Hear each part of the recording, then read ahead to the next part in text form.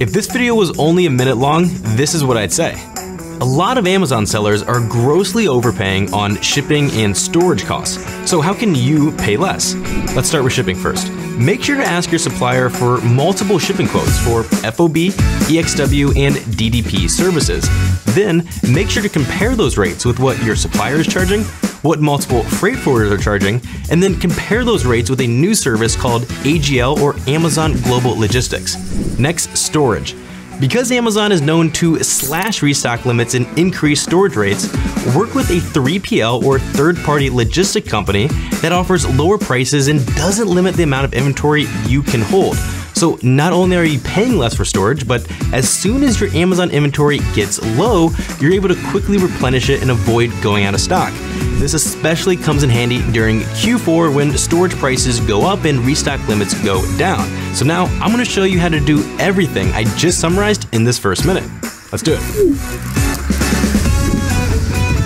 For Amazon sellers, once your product is manufactured, you'll need to make a one-time payment to have it shipped from the supplier to an Amazon warehouse or third-party fulfillment center. And then from there, either Amazon or the 3PL will charge you a monthly storage fee to hold your inventory. Between these two steps, sellers are making a few crucial mistakes that end up costing them much more than they should be paying. Let's go over the first mistake, and that's overpaying on shipping. So why are sellers overpaying on shipping? For most, it's because they're only collecting just one quote from their supplier instead of comparing all of their options.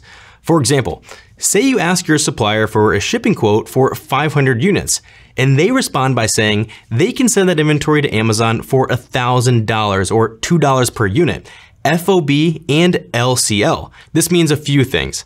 First, FOB or free on board basically just means the supplier is only responsible for loading your goods onto a ship. This is where you or your freight forwarder take over and arrange the rest of the shipment to get into Amazon. But that's not the only way of doing it. So there are actually two other Incoterms to consider, and you'll want to get quotes for these as well so that you can compare all of your options. The second one is called EXW or EXWorks. This is when the supplier is not responsible for getting your goods onto the ship. So instead, you and your freight forwarder are responsible for arranging the entire shipment. Now this last one here is called DDP or Delivery Duty Paid. This is the complete opposite, and it's when the supplier is 100% responsible for the entire shipment. So getting it from their warehouse all the way into Amazon. Oftentimes, sellers are only getting the FOB quote from their supplier, and it's mostly because this is the most common approach. However, because the supplier is responsible for less work, EXW is typically the cheapest option. In both cases, you'll be working with a freight forwarder who takes the headache out of handling all the logistics for you. So that's why it's worth exploring all three of these options and getting separate quotes. And don't worry, in a bit, we'll talk more about these freight forwarders, but first, let's just dissect the second half of that example quote. So what does LCL mean? It stands for less than container load, and really it's exactly what it sounds like. If you didn't buy enough inventory to fill an entire shipping container, you'll ship what's called loose cargo or LCL. In this case, your inventory will be shipped with other people's in the same container. Now, this is different than FCL or full container load, where you do have enough inventory to fill out the entire container. Now, while this does require you to order more inventory, it is easier for shippers to work with. So because of that, FCL is typically cheaper than LCL on a per unit basis. For example, instead of ordering 500 units, if you ordered 1,500, you could possibly get an FCL quote for around 2,500 or $1.66 per unit. And as you can see, you save over 30 cents per unit going that route. This is why it's important to review all of your options and ask your supplier for multiple quotes. Remember, there are 3 different types of Incoterms and 2 different types of container loads. Comparing quotes for all of these options will give you the best possible chance to lower your shipping rates, which we all know every dollar going back into your pocket helps to improve your profit margin. And hey, real quick, if you're getting any value from this video so far, let us know by hitting the like button down below. So that was just one solution to help you save on shipping costs. But now I want to bring up another huge mistake that sellers are making. they're still not comparing all their options. And I know what you're probably thinking. Hey, Jake, I just requested about 10 different quotes from my supplier, like you said. How am I still not comparing all of my options? Well, the thing is this, you don't have to just use your supplier's shipping partner. Oftentimes, they already have a company they work with, so you're really only seeing one quote, which is theirs. So just like collecting a bunch of different quotes from your supplier, you should apply that same exact strategy to different freight forwarders. And basically, a freight forwarder is a professional third-party company that arranges your entire shipment. They deal with all the complicated steps like customs, packaging, labeling, and much, much more. This allows you to collect quotes from a bunch of different shipping partners rather than just one. And remember earlier when we talked about the 3 Incoterms? Well, for 2 of these, at some point, you're going to be responsible for organizing the rest of the shipment. This is where a freight forwarder comes in. Now, you have 2 options when using a freight forwarder. First, you can compare different rates if they were to pick up your product from the warehouse, which is EXW, or you can see how much they're charging to pick it up from the port, which is FOB.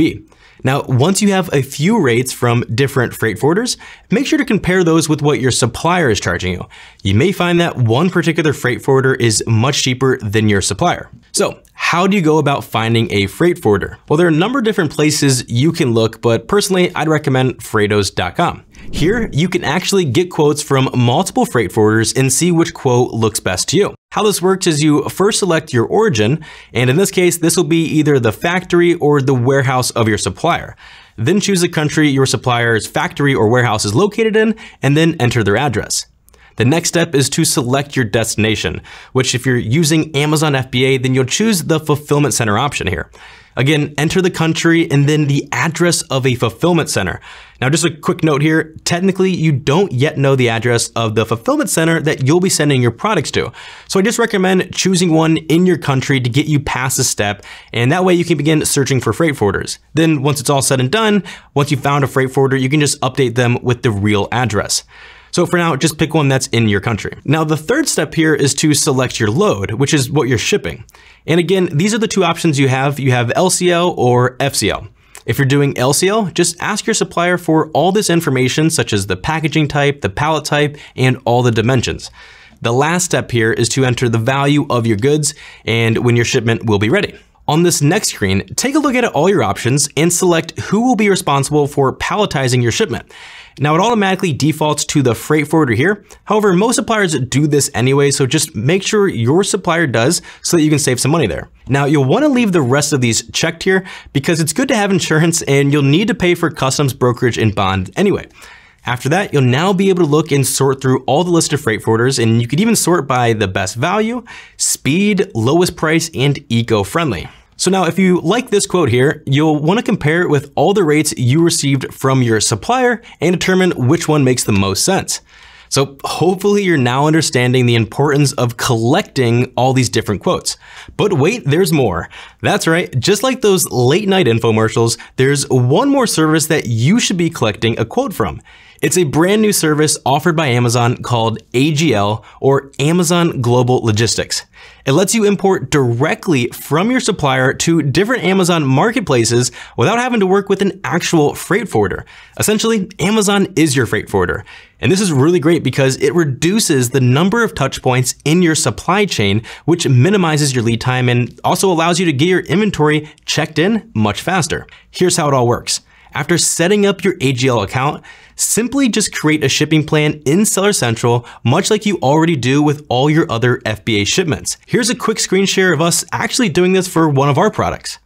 And real quick, if you have any specific questions about setting up a shipping plan, we have a full video walking you through the entire process, which we'll put up here and also down in the description. Now, back to AGL. Once your shipping plan is submitted, Amazon will now take over and coordinate all the inspections, loading, and transferring of your inventory from the supplier's warehouse all the way into their fulfillment centers. And they'll also help you with all of the customs documents, so you'll get a lot of support there as well. Now, I really love this program because, for starters, it's offered by Amazon. So if you're sending inventory into FBA warehouses, the process is much more streamlined now. You book all your shipments through the exact same workflow you're already familiar with in Seller Central. The second benefit is that it so far offers very competitive prices, and we're hearing a lot of sellers say it's much cheaper than the freight forwarders they've worked with.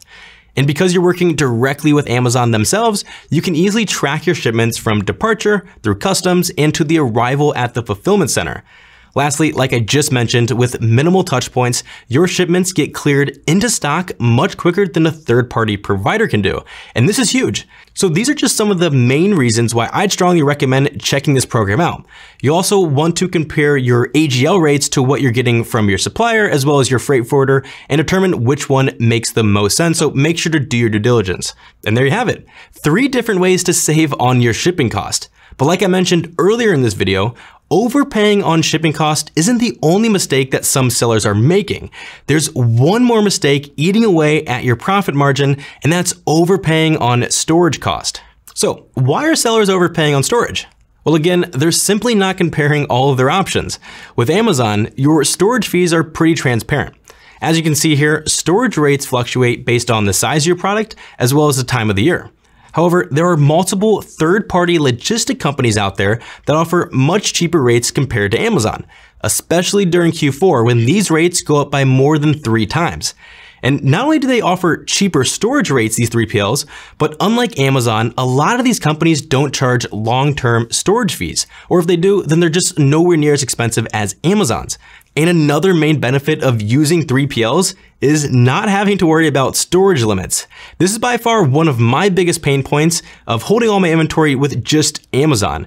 One day you can just wake up, open your Amazon account, and see that they've randomly lowered your restock limits. This happens to so many sellers, it's not even funny.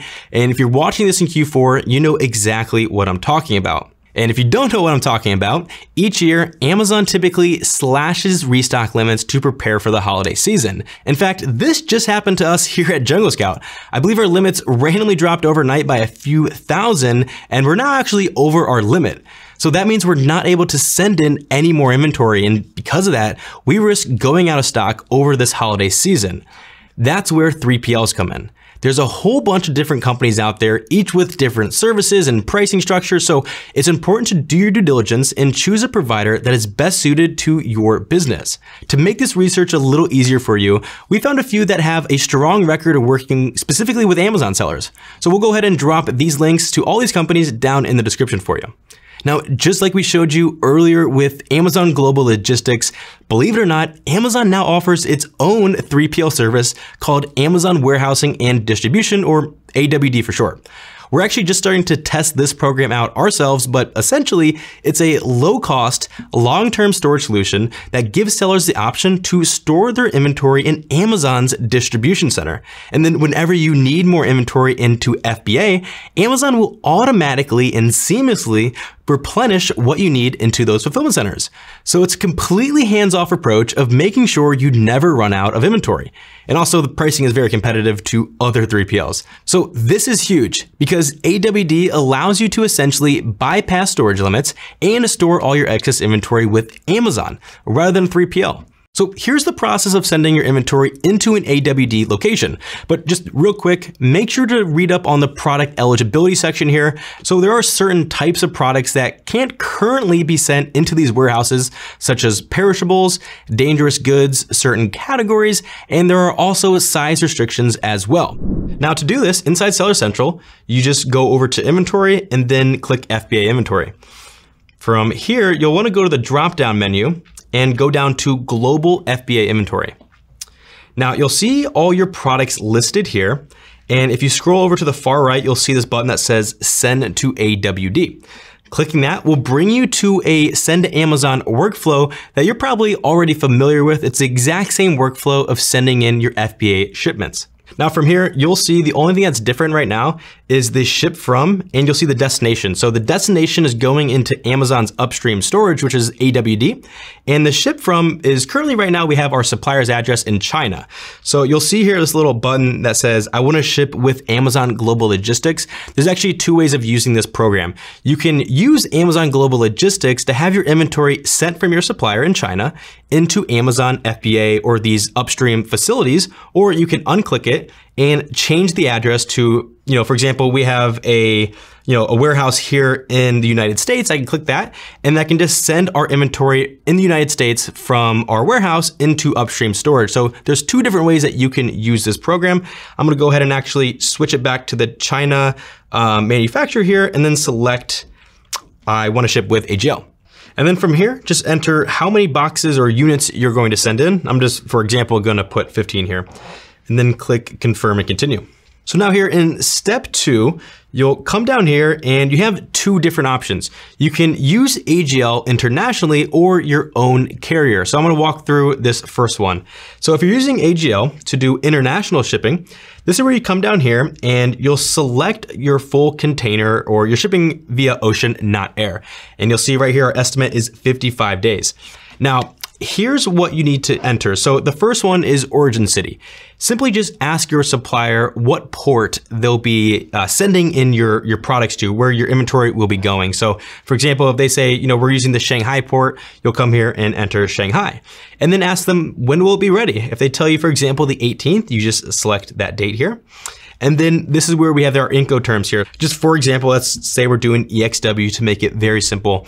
This last tab over here is value added services. So for example, because we're doing EXW in this case, Amazon's gonna be doing it all. So we can select Amazon picks it up and loads.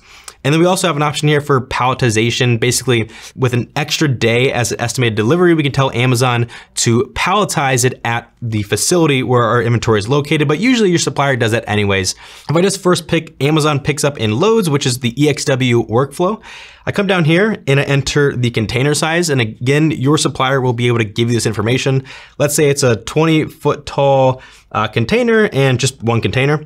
And we update our shipping cost to see what this quote will look like. Now the next thing to do is to come down here and enter contact information for who the shipper is. And oftentimes this will be your supplier and also who the importer of record is. This can either be your company or a third-party company. And that's going down a big rabbit hole that we don't need to get into in this video. But once you're done with that information, you can finally come down here and click accept charges and confirm shipping. So this is the first way of sending inventory into AWD using AGL, Amazon Global Logistics. However, there's a second way, and this is using your own carrier. So if you found a freight forwarder on, Freightos, for example, that can do it much cheaper, this is the workflow that you'll want to go down. Now you'll notice this is very similar to the workflow that you use to send your inventory into FBA fulfillment centers. So if you want to learn how to do this step by step, we have an entire video walking you through that process. So make sure you check that out. Thank you so much for watching this video. We'll see you in the next one. So now I'm gonna show you, I totally forgot that was what that stood for. Okay. Show an example. I was trying to do like but wait, there's more. I wonder if I should yeah.